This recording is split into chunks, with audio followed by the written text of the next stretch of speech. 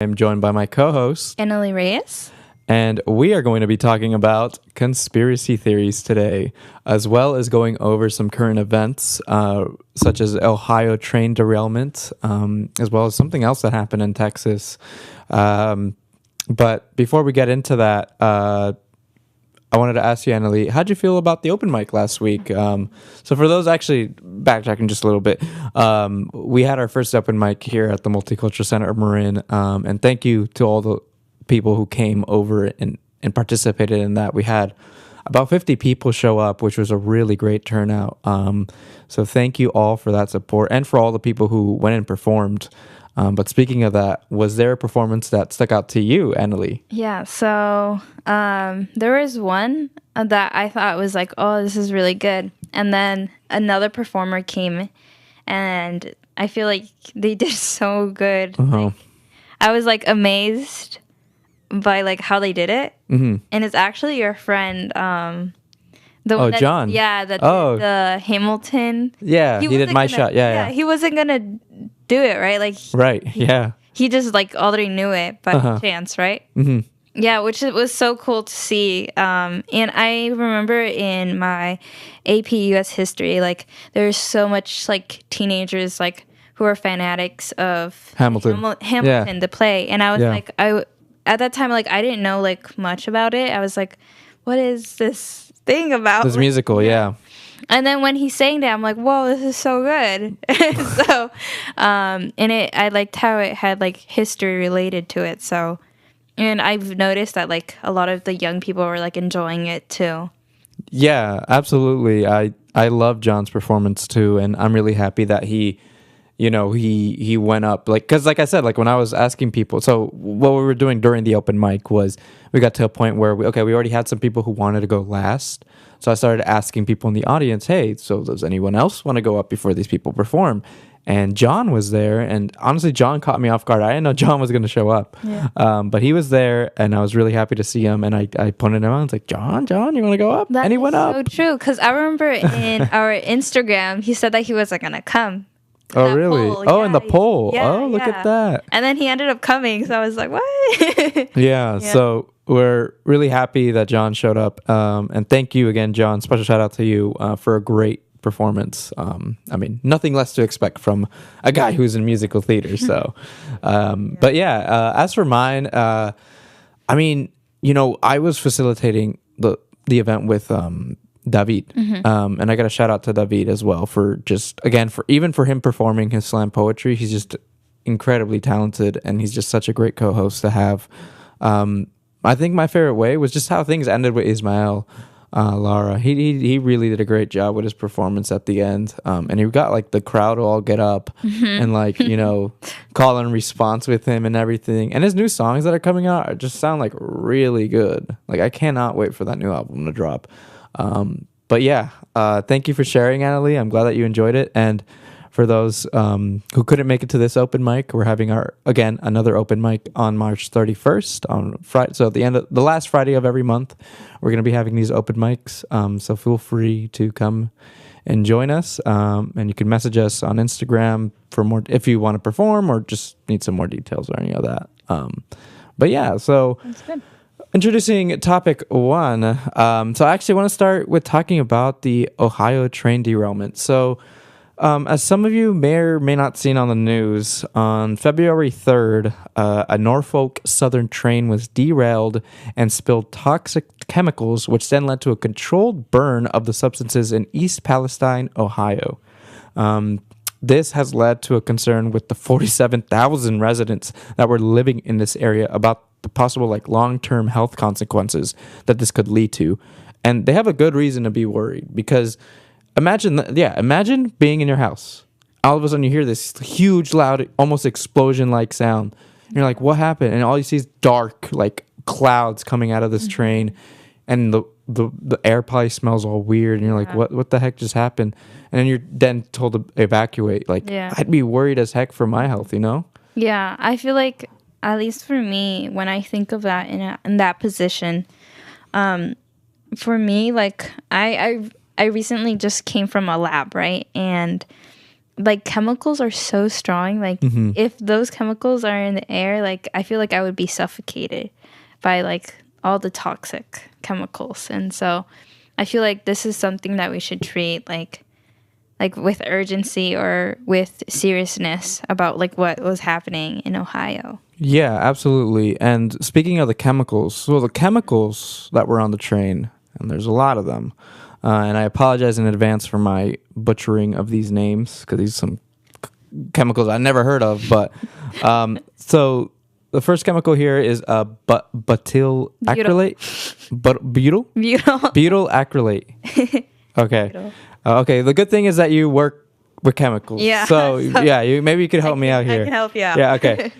So butyl acrylate is a clear liquid that has a fruity odor to it, which can lead to, again, what you were saying, difficulty of breathing and skin irritation. So, not great things to be feeling. Have you worked with that before? How do you know about that chemical, or have you just studied it? I think there is butyl acetone. But I've heard of it. Like it's a chemical structure that, butyl acetate that I've heard of. Okay, interesting. So the next one, which you can maybe try to help me pronounce here, ethylexyl. Yeah. Ethylexyl. Acrylate. This is a clear liquid that can lead to irritated skin, irritated eyes, and respiratory tract. So again, you don't want to be near any of this. Like this is insane. Like these possible side effects. And then also there was ethylene glycol, monobutyl, which is another colorless liquid, which could lead to irritated nose, eyes, headaches, and vomiting. But one of the biggest chemicals that was on there and is posed to be like really like a lot of concern is vinyl chloride. So this is a colorless gas that was present on 5 of the train cars. And this can lead to dizziness, headaches, drowsiness in the short term. However, there is a rare form of liver cancer that can be formed after long-term exposure of this. And since all of these chemicals were burning, right? Yeah. Because of the derailment, when vinyl chloride is burned, it can decompose into gases that include hydrogen chloride and phosgene, which again are very, acidic. very, very acidic and very not good chemicals to be exposed to. Yeah. I've heard that this can make it to have acid rain. And acid rain is really bad, especially for plants. So it is very concerning. And I remember like scrolling through TikTok and they were showing dead fish. Yeah, so thank you for mentioning that. There was actually, so the chemicals, they actually spilled into the a nearby water stream. And the water stream's about 7.5 miles long. And the spill had killed an estimated 3,500 fish. Wow. So Fish. yeah, so concerns again have arisen about the vinyl chloride getting seeped into also the subsoil, like you were saying, the soil of the plants. Because then if it gets seeped into that soil, it can remain there for a longer period of time and potentially endanger like nearby water wells, things like that. So that's literally, you were on it. You're right on the point. Yeah, no, I feel like this really does affect like the whole ecosystem. And yeah, it's like a very huge, impactful tragedy that happened basically. And and then I was remembering that on TikTok they were showing like a Simpson like show, and they were like saying, oh yeah, they predicted this or something like that, and it showed acid rain. And they were showing how like the acid rain like dissolves the plants and stuff for how acidic it is. But yeah. Acid rain sounds intense. I've never heard of that before. No. Oh. Is it like what is it exactly? I understand that's like rain. Like But is it like because the chemicals they create like clouds that then Yeah. lead to that? You know how rain is formed, right? Like Right, it's yeah. evaporated. Evaporate, yeah. So if there's like chemicals around like the atmosphere, like acid, Right. then that would form as it would form into acid rain. And so from what I know, it like is very acidic, so it can like make the plants like holes. You know, have you seen plants with holes? Yes. Yeah, I know what So, you mean. like, Oh, it can lead to things like that. I see. Yeah. Okay. Gotcha. Yeah, thanks for clarifying that. Yeah. So now, according to the United States Environmental Protection Agency, they have been testing the most toxic chemicals that are known to be on the train. And they claim that they haven't seen any exceedances inside the homes or local air. They're saying that there's no excess of these chemicals in the air in the area. But some experts have been saying that the authorities haven't tested enough range of substances. So this has led to a lot of also residents reporting that they've been feeling symptoms associated with chemical exposure. Some people in the region are also seeking independent tests or ways that they can test for chemicals, like at their home. Like if they were to return, like they want to also have to test the water level as well, because that's the biggest concern too, is water. Like, yeah, they can return, but like how, like, yeah, that's one thing for the authorities to tell them that yes, the water's fine or whatever, but also they want to be sure that the water that they're drinking is also not contaminated by having the ability to test the water. You know what I mean? You know, when you said that, it kind of reminded me of another TikTok that I saw about this. Oh. And it was a woman like throwing a wood to the river, and it showed like It like dissipated, like the wood, like no, like the water showed up bubbles of like type of oil. It looked like it had oil in it. Does that make sense? Like it had like a rainbow type. yeah, like gas. Well, gas can sometimes, or sorry, like gasoline. I'm thinking like gasoline. Yeah. Can sometimes have that color, but yeah. Yeah. But like oils, yeah, you're right. Yeah, oils. Yeah, I was showing that. So, and then I remember another TikTok where a woman like pulled up a water, like a glass of water, and it did not look clear. It looked murky. So, there's a lot of concerns about the water there. Okay. Well, thank you for sharing that, Annalie. That's pretty much what we're at right now. Obviously, it is still evolving, the way that in which that people are researching this, and residents are still concerned, and for good reason, because like yes, it's one thing, like so this happened on, again, almost literally a month. It's been a month since this has happened, because it happened on February 3rd. We're on March 3rd now. So Oh yeah, and then isn't it like leaked in the river, like these chemicals? yes, so yeah, the chemicals leaked into a nearby water stream. Yeah, so I feel like it can affect like the whole river up north? No. Well, yeah, it can east. seep into different wells, Yeah. into different water wells. So it's not just East Palestine; it can affect other areas of Ohio, right? Yeah. So again, I sympathize with all residents there. That's a really, really horrible situation to be a part of, and it's just like ignorance on the train people. I feel like derailments probably can be like, avoided if more safety precautions are put into place for things like this not to happen. Because the other thing is that like a week later, on February 13th, a train derailed in Splendora, Texas, which is northeast of Houston, Texas.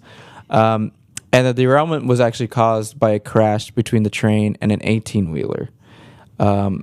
So the train didn't had hazardous chemicals, but none of the hazardous materials were like released from the cargo, or nothing like burned down or anything like that. But 100 gallons of diesel and about 15 quarts of oil did leak from the 18-wheeler, which was I assume from that is that it was one of those gas, like those big 18-wheelers that carry like oils and gases, right? Or I guess in this case diesel.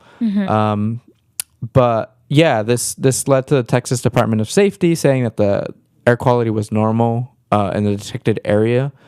So this one wasn't as I mean, it's still bad, but it's not, as far as they know, none of those chemicals that were in the train leaked out.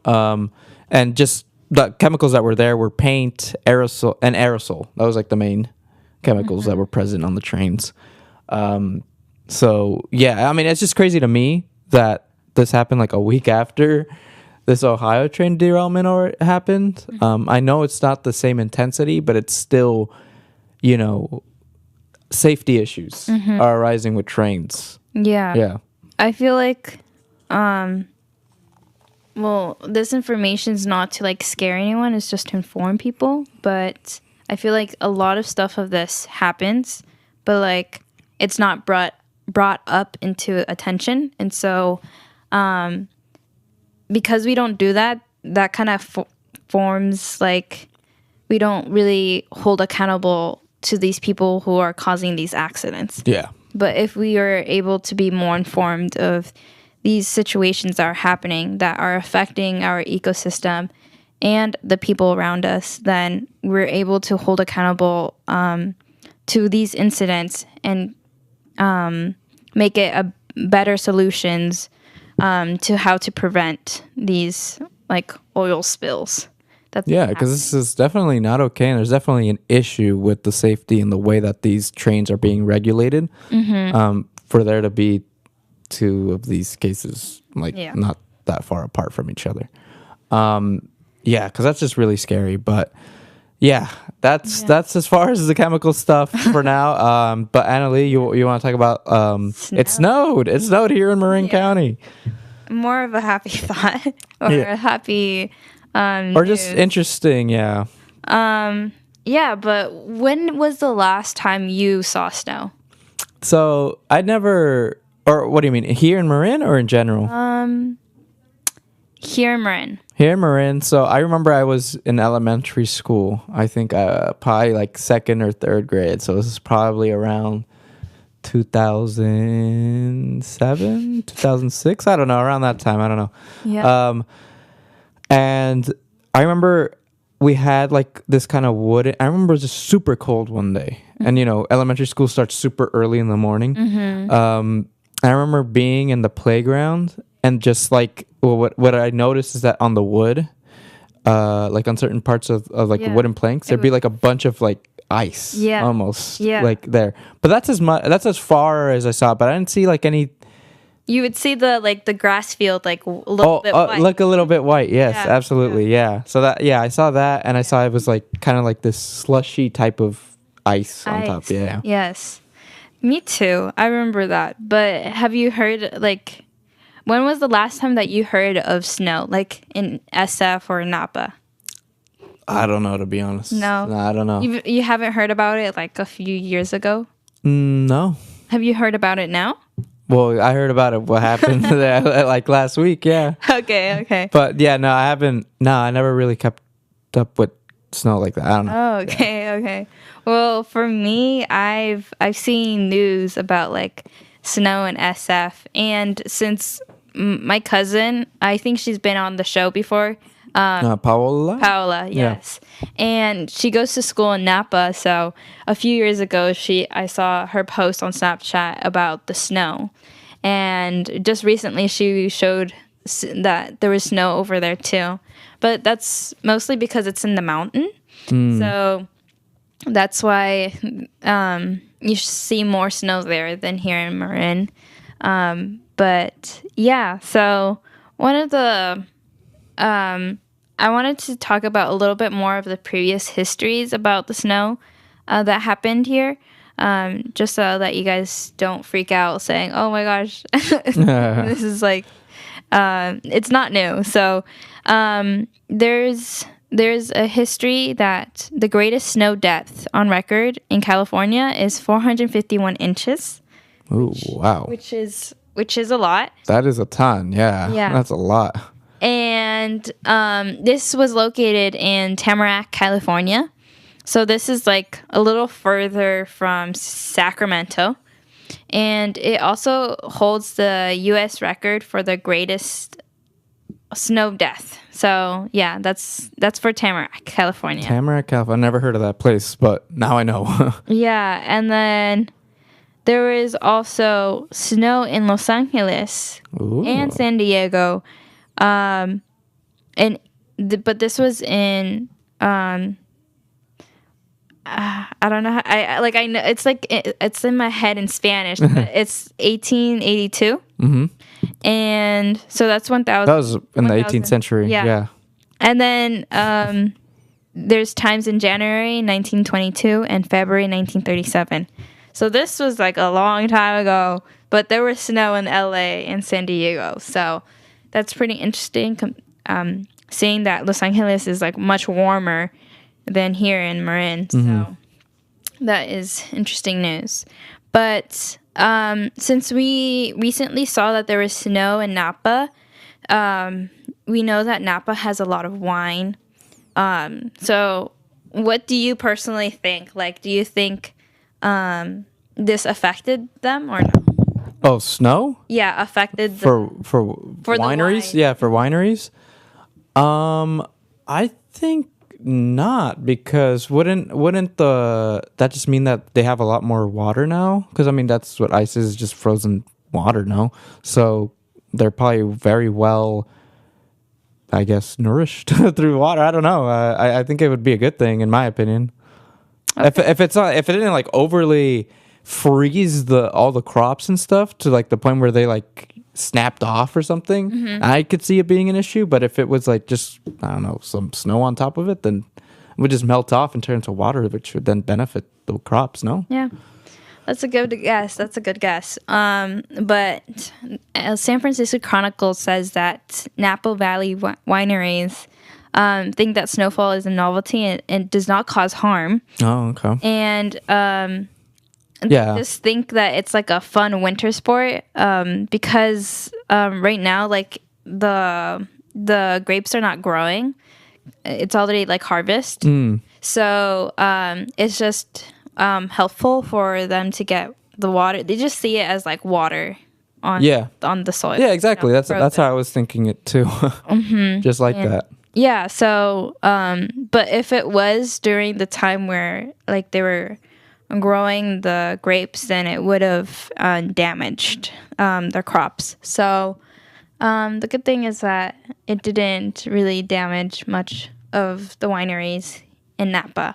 That's good. And speaking of Napa, I was there like about 2 weeks ago for their art. They have like a little light art festival. Light? Like lights, like at night you could just walk around downtown Napa and they have like these light sculptures and stuff like that. It's really cool. Interesting. I recommend it if you've never been. It's actually really cool to see those light things up, and there's a lot of great places to go eat in Napa. Yeah. So No, Napa's very famous for the wine. yeah, but I'm not much of a wine guy, I'll be honest. But yeah, I mean I like the food over there. So yeah, they have pretty good restaurants. yeah. But that's all for the weather in California for the snow. Yeah, and then I also wanted to mention, I mean, a lot of you guys, like here in Marin especially, it was so cool seeing those pictures of Mount Tam, like covered in snow. I saw that too. Yeah, like it was very snowy and it looks so nice. Like Mount Tam has like the beautiful view. Oh yeah. But on top, like you see snow, like it's so different and so cool. Like I would have gone, but it's too dangerous, I think, right? To like go over there. Right now? Or with all the snow? Yeah. I saw a lot of people taking photographs from up there. I don't know how unsafe it is, but well, for me, I'm not really good at turns and curves. But if someone were to drive, then I would be fine, you know. Oh, okay. Yeah. I mean, no, it's just like, because if you go to like the highest point of Mount Tam, right? Like it was just covered in snow. It looked like it was like Lake Tahoe or something, which is really, really cool to see. I love seeing all the pictures.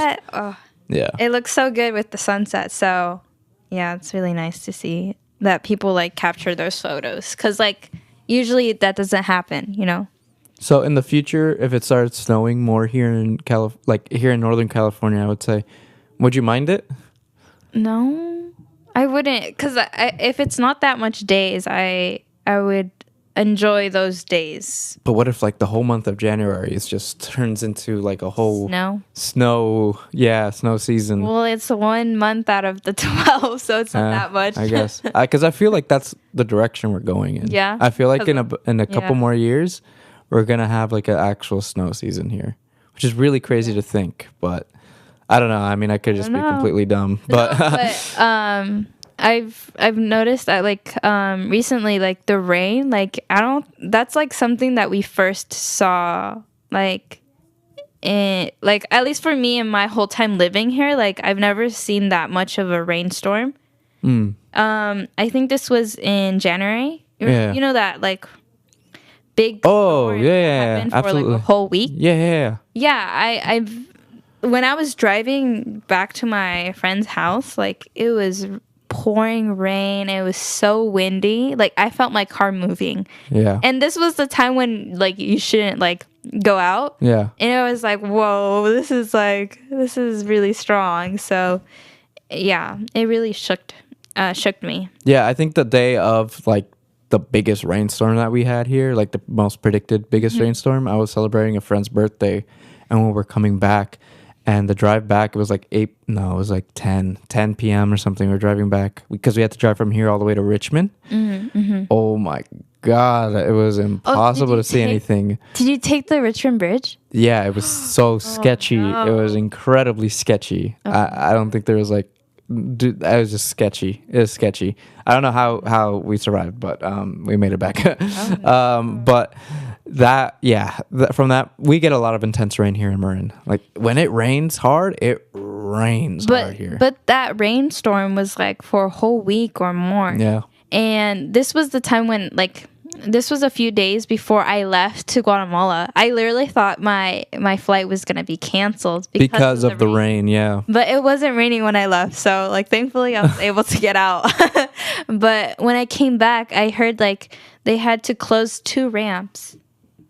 Oh yeah, I did hear about that. Yeah, so it's really crazy to see that. Well, thank you for sharing. We're gonna go ahead and play a track by Ismael Lara before we transition to our second topic. So here is Pa Delante by Ismael Lara, and we'll be right back.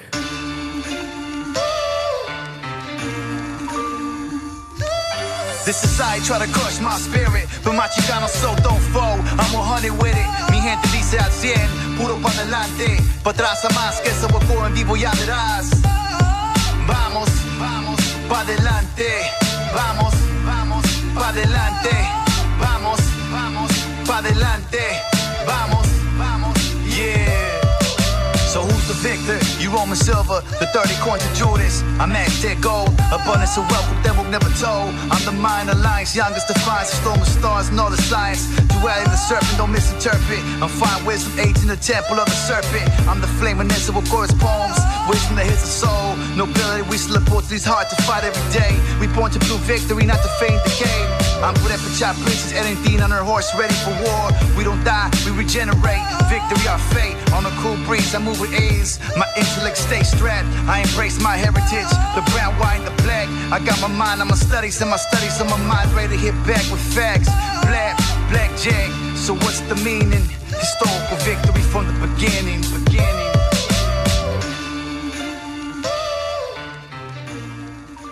All right, welcome back. That was again Pa Delante by Ismael Lara. You could search up his most recent album, Walking Stars, on Spotify, Apple Music, all those great streaming services. So, big shout out again to Ismael for helping out with the open mic.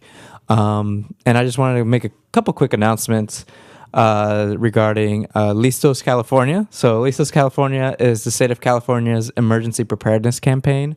You can find 5 easy steps to prepare for any natural disaster at their website, as well as texting Listos CA to 72345. That's again LISTOS CA to 72345. to receive tips in English or Spanish on how to prepare for natural disasters. You'll receive 1 tip per day at the time of your choice over the course of 1 week. So it's just a good resource to have, especially, again, we were discussing rainfall and just being prepared also for earthquakes. I'm going to knock on wood on that one because I really don't want... That's the thing that California is most known for is like its earthquakes. But I haven't really... No, I'm not going to talk about it anymore. You know what? I'm not going to say anything. Just, yeah. Emergency preparedness is important, though. So it's good to be prepared for this stuff. And I also want to mention that there is the CCRC, which is the Canal Community Resilience Council, that meets on Wednesdays. And they are in need of more youth voices. This is a meeting that is done through Zoom. And the main contact for that... And in these meetings, we discuss any social issues or any matters that pertain to our community here in San Rafael that you would like to discuss, and then we can help, later bring those into fruition with, having the community come together and help raise awareness on these issues. So if you would like to learn more, you can email Marco Berger at mberger@multiculturalmarin.org, or you can text and call him at 415-960-5538.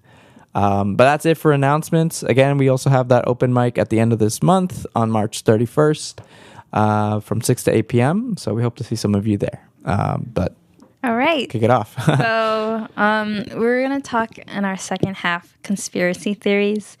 And I personally did not tell Javier what my conspiracy theories are. So we're going to see live in reaction. All right. I'm ready. Yeah. You're going to probably think that it's like the most boring one, but do you think the Earth is flat? I do not think the Earth is flat. I've remembered when I was little that a lot of kids were like defending that the Earth is flat. And I was like, why? Really? In elementary school? Yeah, I was like, why? Wow. Why do you think the Earth is flat? Interesting how they learn about that at such a young age. And I was just confused. I was like, I don't know. Like, I remember like not even thinking about the Earth, like around it. Like, I don't know. Like, I never thought of it as being flat or round. But why do you think the Earth is round? Based off photos that were taken from space. From space, okay. Yeah. That's like pretty good because and if the Earth were flat and I were to like cross the Atlantic Ocean, in theory I should just like fall off or something, no? Off the face of the Earth. Right. Like I don't know how. Yeah, I don't know. Okay. Well, back then there was no photos, right? So I'm just wondering if like back then a lot of people thought the Earth was flat. And I think I mean that makes sense because like technology was not as advanced as it is now back then. So it was just up to speculation and up to what people interpreted it in, right? Because the Earth could be interpreted any way if they had never gone to space before, right? So yeah, obviously I think that's valid as to why people would think the Earth was flat.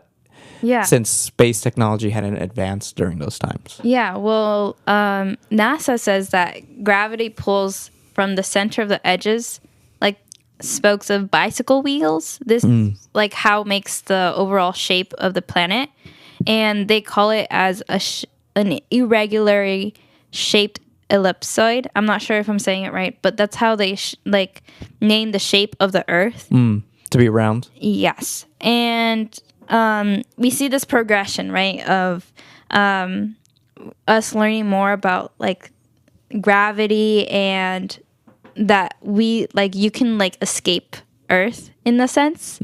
And I think that's kind of crazy because most people only think about like right here, right now, like about like work, stuff like that. But sometimes we kind of forget there's people going outside, going to the moon, and for me that's kind of crazy and pretty cool. But do you believe there's other people living in different planets?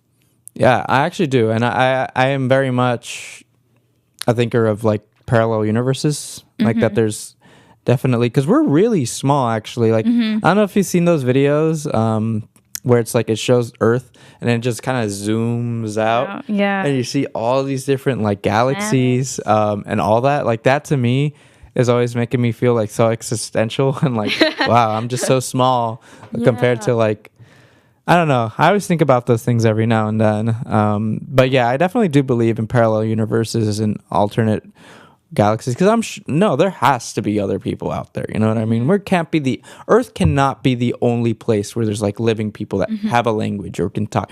Or you know what? There's probably people that don't even look like humans. They look like, I don't know, tigers or tiger people or something. I don't know. You never know. Like I said, it's the amount of like ways you can look at it is like endless, I think. But yeah, no, I definitely, Yeah, well, I would say the same thing. Like, you know how Earth is inside a solar system, right? Yeah. And the solar system is in a galaxy, right?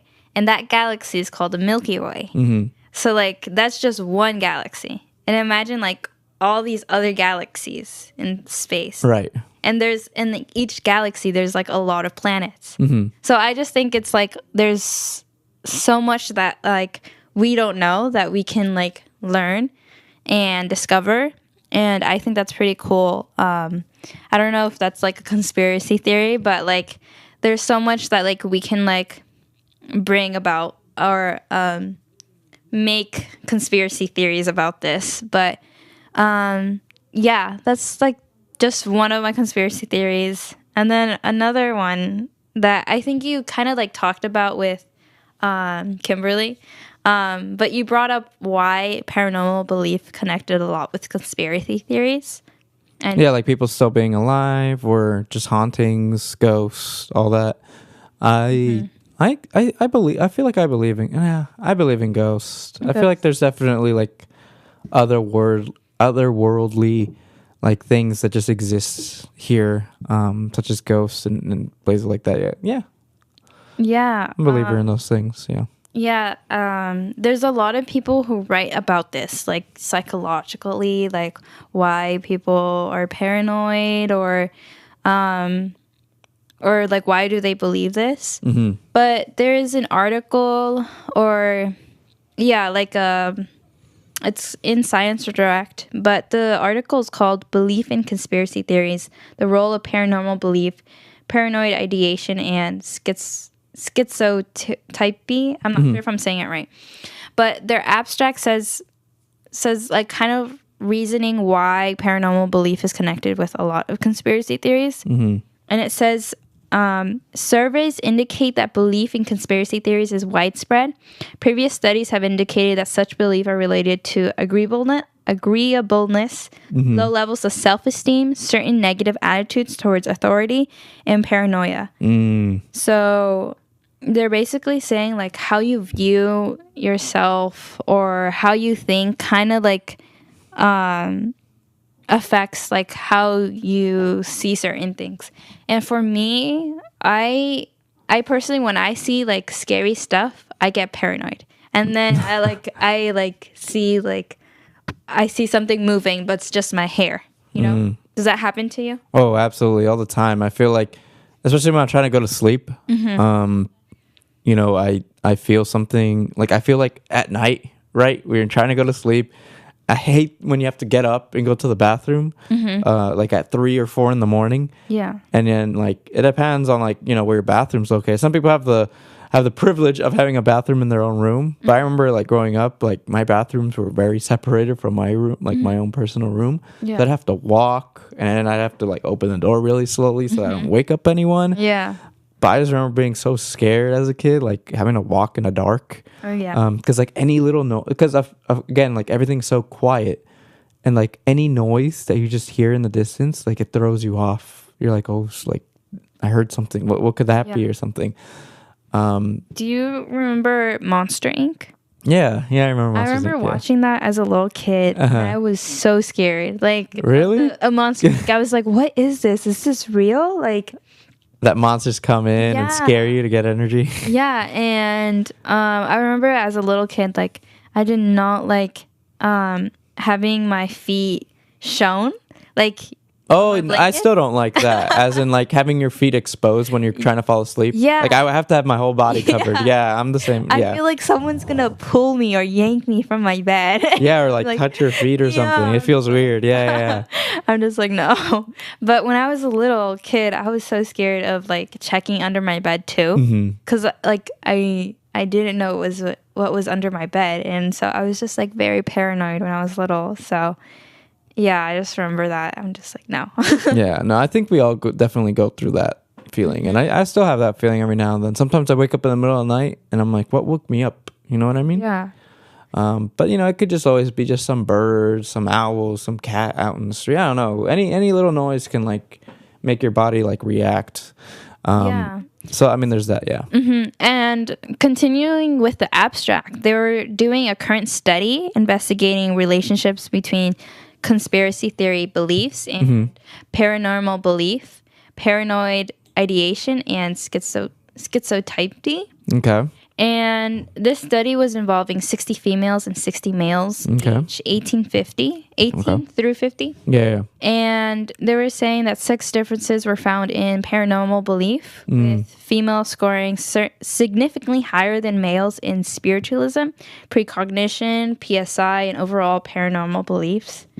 And it's kind of funny because, like, when I read this, it kind of just reminds me of like girls doing the tarot cards or the crystals. And I think certainly there's a lot of girls who do YouTube and show more about it. And I kind of like when I read about this kind of connects me to that. But yeah, do you have any comments on that or no? No, I think that's just interesting. I feel like also like a lot of this can just be left. It's very personal. You know what I mean? It's very personal. A lot of people have their own spiritual beliefs as well. Whether or not they want to believe in ghosts or believe in paranormal or, you know, all those different categories that we were listing there. So to me, I mean, the results are results, but at the same time, it's very subjective. So, yeah. Yeah.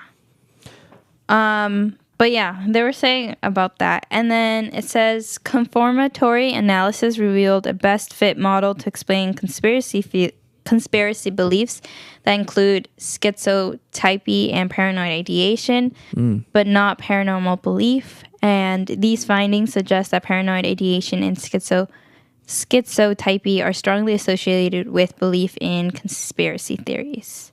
So yeah. And the thing is, a lot of people, they don't have to have any of those to really be into conspiracy theories.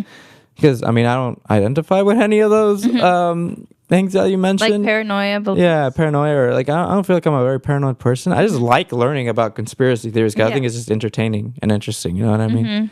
Yeah. So, yeah. I personally, I don't know, like conspiracy theories, like I feel like conspiracy theories is just like something that you put a name on it. Because I think there's a lot of stuff that we can learn or we don't know the truth. And so that's kind of like a conspiracy theory. Like we're kind of like thinking, what if this happened or what if this other thing happened? And so that's what I think of conspiracy theories. I don't know if you think of it differently.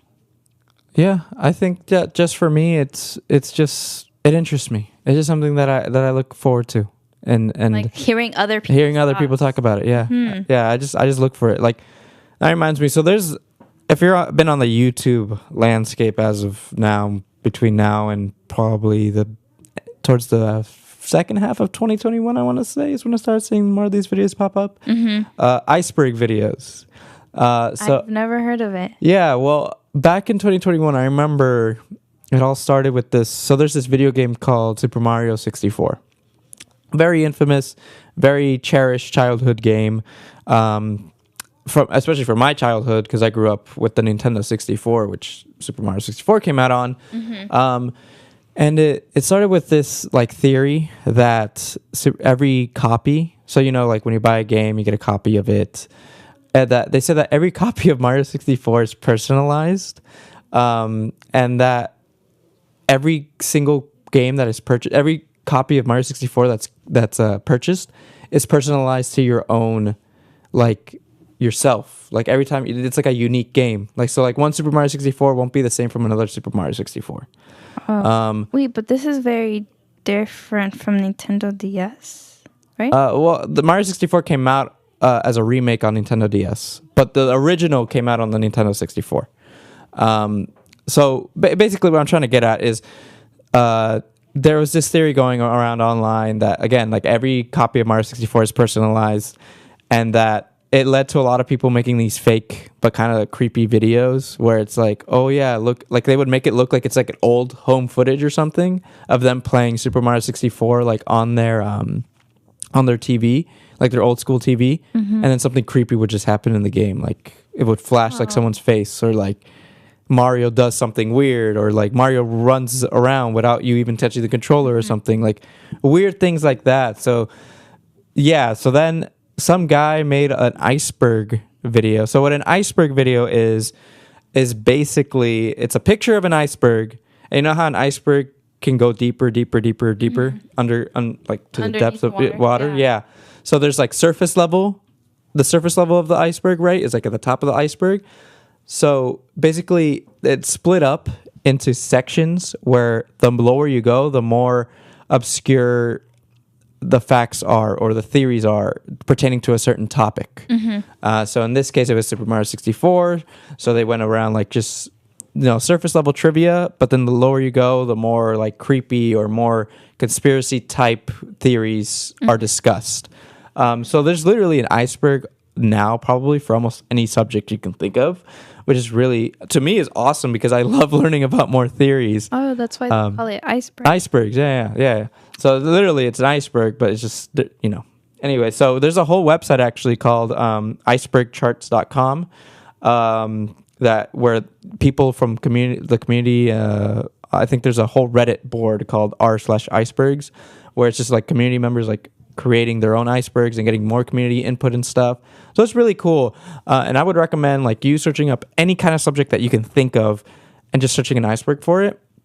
And you'll see it's like a whole rabbit hole that you'll fall into because you're like, oh, that was a really cool iceberg. Now I want to learn about other icebergs. So I've already been going down that rabbit hole for a while now because I love watching iceberg videos before I fall asleep. And also because I watch a lot of scary stuff before I go to sleep. I don't know why I do that. Why? Do you do that? No, I don't think I can sleep if I do that. I don't know why all of a sudden, I don't know if anyone else relates to this, but like when I am trying to fall asleep, all of a sudden I just gravitate towards like creepy videos or like the dark side of YouTube or things like that. Like it's like I feel like when it's dark at night, like I feel like it emphasizes more of like paranoia or stuff like that. Like you don't know what's gonna happen next because you're in the dark. Yeah, absolutely. So it's I don't know. I'm just weird like that. But yeah. But I actually want to transition and talk about a couple conspiracy theories, music-related conspiracy theories that I wanted to talk about. And one of the biggest one, so one of the most infamous. Did you find this? Sorry. Did you find this in Iceberg? No, I knew about these theories before icebergs. But you can, again, icebergs, if you want to like just have like a general idea of like a subject and like know like all sorts of things that have to do with that subject, look into them. Okay. But no, I want to talk about just some conspiracy theories that have been around for a while. So the first one, some of you may or not. Okay, how much do you listen to the Beatles? Do you like the Beatles? Be honest. I've heard of them when I was growing up, but I've never heard of their songs. Yeah. Okay. Yeah, no, that's completely valid. Maybe I've heard of it. Yeah. But I just don't recognize it as the Beatles. But Yeah. Well, I grew up listening to a lot of classic rock and just classic 70s and 60s bands. You know when you said about the Nintendo 16, Oh, you're still thinking about that? Nintendo 64? Yeah, what about it? I was like, what is that? Like I've never heard of it, but it looks really old.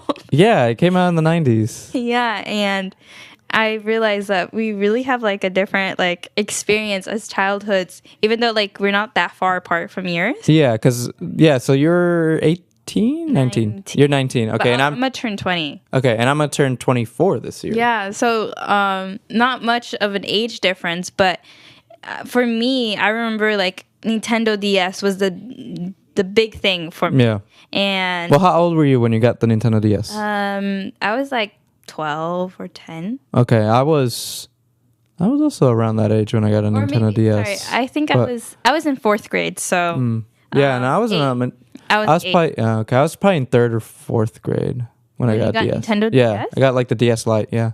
Oh, okay. Well, maybe because I got mine on sale. So Oh, I mean, yeah, sure. but I remember like my 4th grade teacher would give us that game thing for the Nintendo 64 where you use it, The cartridges? What are you talking about? where you plug in the game into the The system. the system. Oh, the Nintendo 64 system. Yeah. Yeah.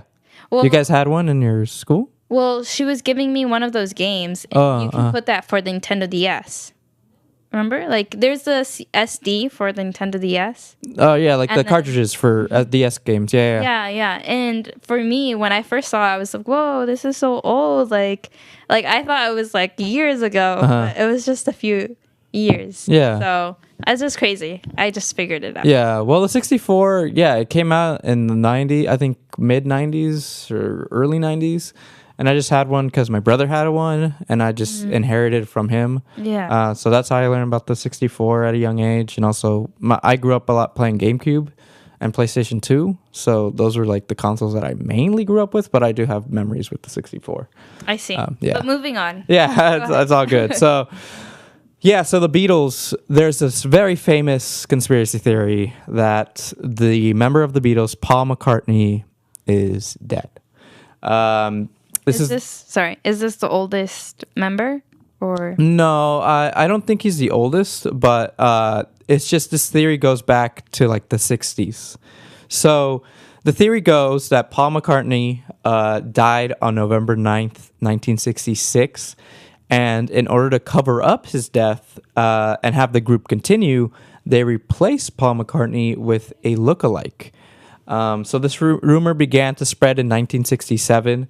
And the height of its popularity was during like 1969, where many American colleges actually were like talking about this theory. Like it was just across colleges, like it was a widespread thing, and it led to a lot of people like finding clues and quote unquote evidence about his death within their songs that they released after 1966. So one of those being. So, for example, in the album cover for Abbey Road, which you've probably seen, it's a very famous album cover. It's like the band, they're like walking in the crosswalk. Yes. Yeah. It's a very, very famous photo. Wait. Yeah. Wait. Did they sing "Here Comes the Sun"? Yes. And that's Okay. off of Abbey Road. Yeah. Okay, wait. I do know one of them. Yeah. So that's a really famous Beatles song. So Abbey Road came out in 1969. So in theory, it would have been 3 years after Paul's death, but I'm putting air quotes on that. I wonder why. How did they come up with November 9? Yeah, I actually don't know the origins of that date, but I just saw online that was kind of the date that was being thrown around. Yeah. But anyway, so all of the Beatles are walking on that crosswalk, but if you notice on the album cover, Paul is the only member that isn't wearing shoes. So all the other members are wearing shoes except for Paul. And you know, when you typically, I guess when you, I don't know, I've never laid anyone in I've never been to a funeral and I've never put anyone in a casket before. So I don't know how accurate that is, but apparently, you know, that's supposed to signify that he's dead because like you put a corpse in without any shoes, or I guess in some cases you put a corpse. So people were saying, oh, he's not wearing shoes, so that means that he's dead or something. And also in the background of that album cover, you can see a Volkswagen Beetle, and the license plate reads 28 if. So 28 IF is what it would say. And then people are speculating that because it says that, it means that Paul would have been 28 if he were still alive.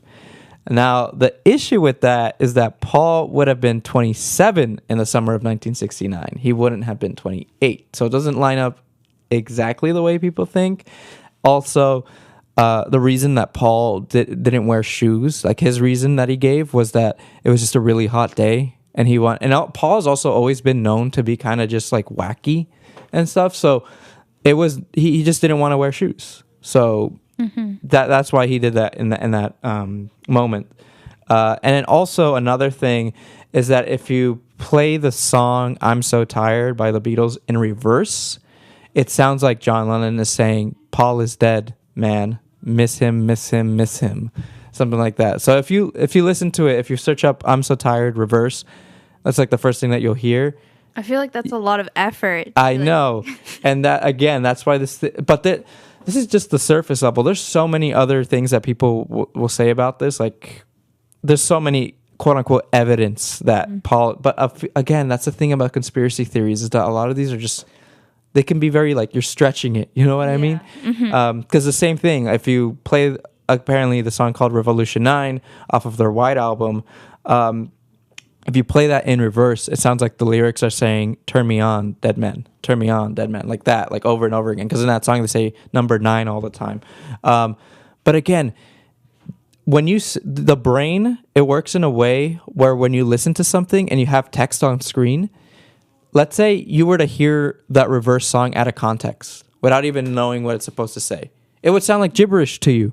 But if someone tells you, "Oh, it's saying Paul is dead, man, miss him, miss him, miss him," and then you hear it again, you're like, your brain is tricking you into like saying like, "Oh yeah, I do hear it." You know what I mean? Because like for me, like the words that you're thinking, like I feel like it will help you find or think of like what they're saying, if that makes sense. Yeah, absolutely. Like your brain will trick you into thinking that it says that. So that's why, again, the reverse, and that's like nothing new in the music world. Like there's so many other songs, like not just by the Beatles, but so many other bands where they say like, "Oh, if you claim it, it's like they're like it's something like devil, about the devil or something." Like there's subliminal messages. Have you heard of subliminal messages before? Yes. Yeah. So like subliminal messages are just like messages that people put into like commercials or can be put into newspapers, Like it's or in songs. underneath Yeah, it's music. underneath either the music, or it's an image that looks a certain way that makes you think a certain way without you really noticing. Interesting.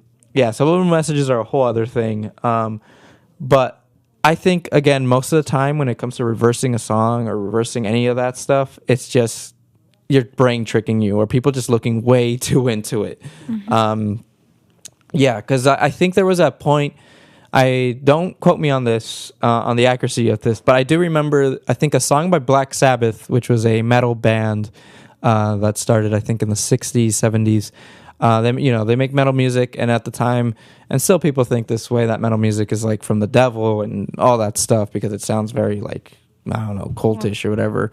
But I don't know. I love metal music, so I don't really. Yeah, I don't really care. But anyways, I was gonna say, Sabbath is something biblical. yeah, and then the song. So yeah, obviously, and a lot of metal bands were really edgy like that. They all did a lot of like Bible stuff. Anyways, there was a group of kids or teenagers, I believe, who were listening to a song by Black Sabbath. I don't remember the song off the top of my head, but they were saying that the song influenced them to, I think they either did a shooting or they did something to themselves. And then the parents were arguing that the song made them do that because there was a subliminal message in the song. Because if you were to play the song in reverse, it says something along the lines like killing is like okay or something, or like encouraging people to like kill or something like that. But then the court, and they took this to court. They presented the song. They said like, if you hear it in reverse, it says this. But then the court ruled that they can't use that as evidence of that happening. Yeah, because it's just, it could be interpreted in any way if you did it in reverse. So yeah. But unfortunately, we're running out of time here. But yeah, and I don't want to end on such a sour note, but conspiracy theories in general, I feel like they can be stretched to unimaginable length. But at the same time, just keep in mind, like, they're just a theory. It's not a fact. Yeah. So, yeah. I feel like you presented really good your conspiracy theories, and it's sad that we cannot hear about your other. Yeah, I had another one up here too, but yeah, I could talk about conspiracy theories all day. But you can talk with Kim, because Kim is a fan. Yeah. Of conspiracy theories. All right. Well, thank you guys for watching. I hope you enjoyed today's show. I definitely had a lot of fun discussing these theories and also discussing all the things going on in California. But hope that all of you have a great rest of your day, and we'll